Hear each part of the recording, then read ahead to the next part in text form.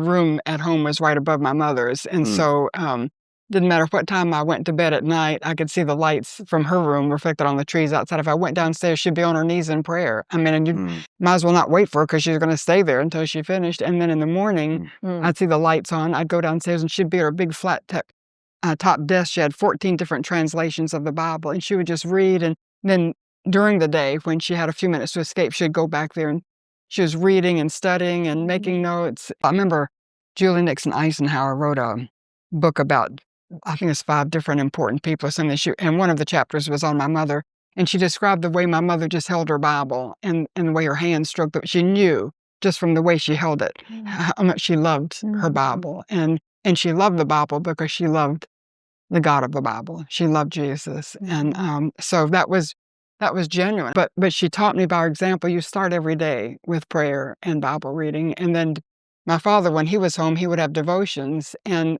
he would lead it, and he would read a paragraph, and then he would stop and we'd talk about it. My mother would get frustrated because she'd want us to get through, but anyway, he taught me to think about what I was reading, and so the two of them together, just by their example.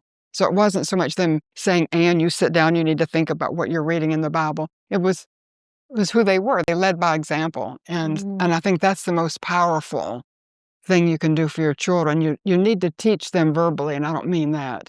And you need to share the gospel, and that's something like Ray Truth to share with you because it's so fresh, I guess. But how she led her children to Christ, and so it's important that we do that. But at the same time, if they don't see who we are matching with what we're trying to teach them, then it's not going to be effective.